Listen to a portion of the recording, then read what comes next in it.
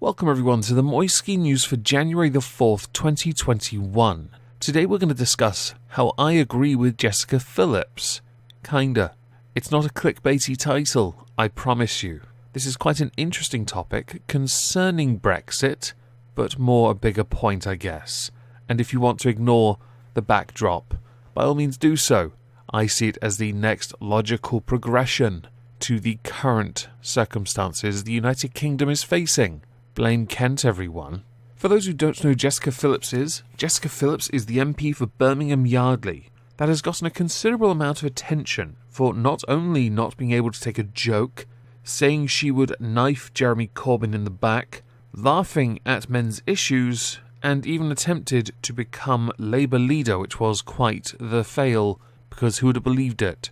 Speaking bluntly and honestly wouldn't get you the union support. She's also a Remainer, rejoiner-ish, kinda. If it isn't obvious enough, I'm not exactly a fan of her, but it's mostly because of laughing at men's issues. On my main channel, I will be doing a men's rights video at some point. Keep your eyes peeled for it. So where is it that I agree with Jessica Phillips? This tweet. Enough of Remainers and Leavers. We are all in this together now, Jess Phillips. Linked below it is an article she has written for The Independent. It is an opinion piece.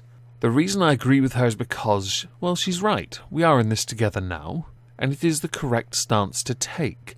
But there are some holes I want to poke, and there is some salt I would like to mine, because the replies to Jess Phillips, well, they got her trending, which I found to be quite funny. So to the article. The first way we need to move on from 2016 now that the deal is done is to stop the endless and wrongful categorization of people based on their views of the referendum. I assume by this you mean, can we stop calling those that voted Leave stupid now? I mean, it only took 4 years, but I'm glad you got to this point, I guess. I was not selected to speak in the debate in Parliament about the very late in the day deal between the UK and European Union. Days to go. It was insane. The turnaround had to be fast. I was not selected to take part in the debate.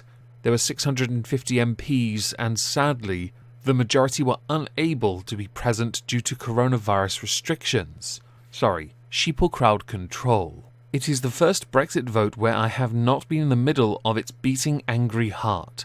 The first time I have not had journalists and cameras shoved in my face as I made my way into Parliament to cast my vote. Silver lining, right? Being at arm's length in my constituency among the very people I seek to represent and support was an eye-opener. As I walked around, popped out to get milk, no one mentioned the deal or the vote to me. No one waved a flag at me outside Asda and told me what I should or shouldn't do. That's because your place voted to leave, and the majority of people voting to leave, it turns out, had to be at work, because they're essential workers, yo. Ordinary people, who'd have believed it? That and also a level of apathy after 4 years. They just don't care, because in truth, after 4 years of being told they're stupid, they're done. And you, while wanting to be a Remainer or rejoiner, which is something you had referenced in your leadership campaign, are from a Leave voting constituency, so you have to tread very carefully at the best of times. Thankfully, your constituency saw past the one issue to keep voting for you, because you represent them on many issues. Jessica does continue to reference the fact that her safety was under threat because of Brexit, because some people were very much, I'm going to attack you because you clearly aren't doing what's in the interest of the people by adhering to their request. And for the sake of it, I'm going to say this now. Please don't attack a politician. They'll only end up finding ways to legislate them not being allowed to be criticised, which is what they've been trying to do for years via social media. Jess Phillips did in fact, by the way, vote for this deal because she believes that no deal does more damage, but also this deal enables us to continue our relationship with the EU, and that by now moving on, going forward together, we can, as a continent, still work and exist, which is a good deal, right? I mean, if you didn't vote for the deal, you'd be no better than the SNP, who are still pushing for a referendum, which Boris has said they'll only get in 2055, which is roughly the same gap between us joining the EU to us leaving the EU. Sounds fair to me. I do want to point this out now because it took years for people to get to this point. The way the article comes across is like it's from somebody who is going through the 5 stages of grief and they've just gotten to acceptance, which does explain the vitriol, the bile, the anger for the last 4 years. Many people who voted to leave have had a whole plethora of issues when it came to the fact they voted leave. Whether it came from the way mainstream media treated leave voters, the way that politicians treated leave voters, and many that voted remain treated leave voters as either stupid or as if they were lepers, worthy of only being treated like dumb lepers.